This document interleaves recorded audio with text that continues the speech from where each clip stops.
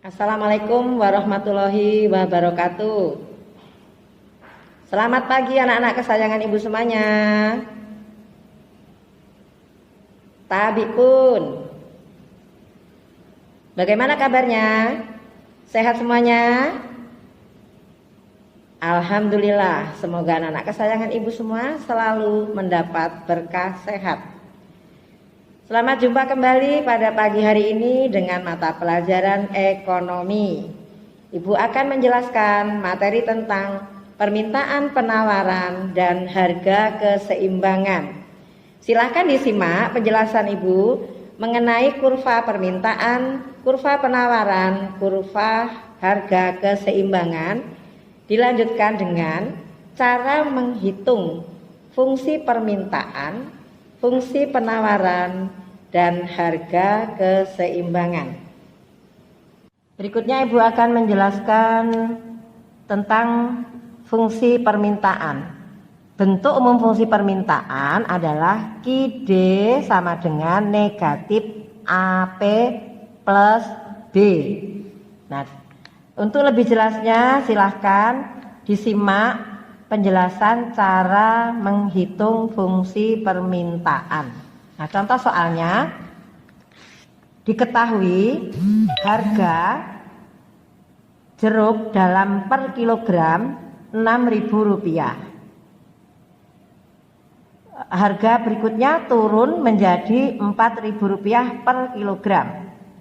Nah, jumlah barang di awal 8 kilogram. Karena harganya turun, maka jumlah barang bertambah. Hal ini merupakan ciri khas dari fungsi permintaan, bahwa pada harga yang tinggi, jumlah permintaan sedikit, semakin turun harganya, maka jumlah barang yang diminta juga semakin bertambah banyak. Pertanyaannya, tentukan fungsi permintaan jeruk tersebut. Nah, jawabnya didahului dengan menulis rumus fungsi permintaan. Fungsi permintaan rumusnya P negatif P1 dibagi P2 negatif P1 sama dengan Q negatif Q1 dibagi Q2 negatif Q1. Keterangannya, P ini harga, P1 harga awal, di data ini Rp6.000, P2 harga yang terakhir Rp4.000, P1 harga awal Rp6.000. Nah, Q ini jumlah atau kuantiti, Q1 harga awal, Q2 harga yang terakhir. Oke, lanjutkan penyelesaian tahap berikutnya. Masukkan angka-angka sesuai di data soal. P negatif P1, P1 di soal Rp6.000. Kita tulis angkanya Rp6.000 dibagi dengan P2 negatif P1. Lihat di soal, P2-nya Rp4.000, P1 Rp6.000. Ditulis sesuai dengan data, 4.000 dikurangi dengan 6.000 sama dengan Q negatif Q1. Lihat di soal, Q1 8 kg, maka ditulis Q negatif 8 dibagi Q2 negatif Q1. Perhatikan di soal, Q2 10 kg, Q1 nya 8. Ditulis dengan angka 10 dikurangi 8. Penyelesaian tahap berikutnya, mengurangi angka yang sebagai pembaginya atau yang di bawah.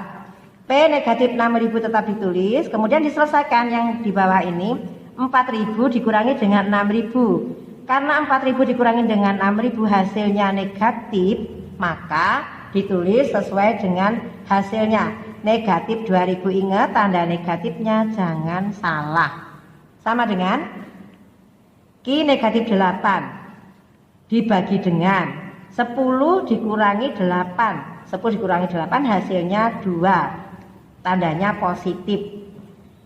Penyelesaian berikutnya yaitu mengalihkan silang. Ruas kiri atas dikalikan dengan ruas kanan bawah, kemudian ruas kanan yang atas dikalikan dengan ruas kiri bawah.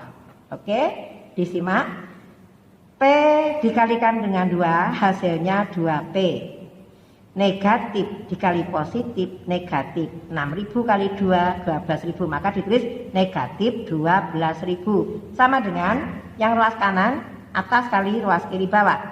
Q dikali dengan negatif 2.000. Hasilnya negatif 2.000 Q. Negatif 8 dikali dengan negatif 2.000. Hasilnya positif 16.000.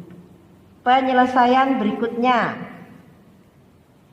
karena untuk menentukan fungsi permintaan itu lambangnya QD, maka yang Q berada di posisi kanan harus pindah ruas ke sebelah kiri. Yang bukan Q pindah ke ruas kanan dengan mengubah tanda-tanda yang dimiliki masing-masing.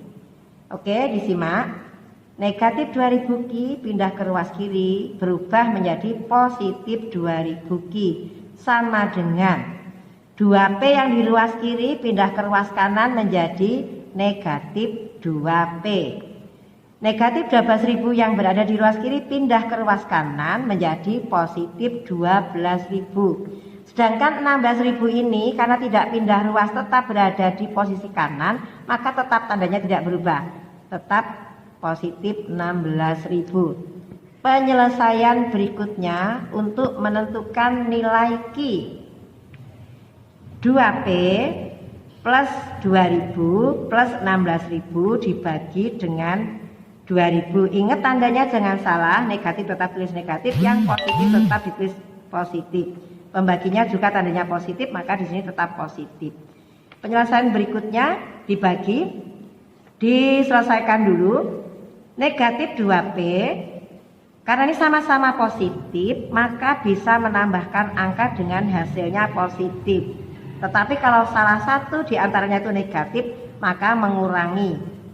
Oke, negatif 2P, positif 12.000 ditambah dengan 16.000, hasilnya positif 28.000. Dibagi dengan 2.000, tandanya positif. Penyelesaian berikutnya, negatif 2P dibagi dengan positif 2.000. Negatif dibagi positif hasilnya negatif. Ya, negatif 0,001P. Ingat P-nya tetap ditulis, jangan ketinggalan. Kemudian positif 28.000 dengan 2.000. Karena ini sama-sama ada nolnya 3, maka nolnya dicoret untuk memudahkan menghitung dengan hemat waktu. Kita gunakan prinsip ekonomi. Jadi 28 dibagi dengan 2 sama dengan 14. Jadi hasilnya fungsi permintaan QD sama dengan negatif 0,001P plus 14. Nah, sesuai dengan bentuk umumnya, yaitu QD sama dengan negatif AP plus B. QD sama dengan negatif AP plus B. Sekian penjelasan dari Ibu mengenai fungsi permintaan. Mudah-mudahan kalian bisa memahami. Selanjutnya Ibu akan menjelaskan materi fungsi penawaran. Perlu diketahui bahwa bentuk umum fungsi penawaran QS sama dengan AP negatif B. Berikutnya silakan disimak contoh soal berikut ini. Diketahui harga beras Rp6.000 per kilogram, jumlah barang yang ditawarkan 4 kilogram.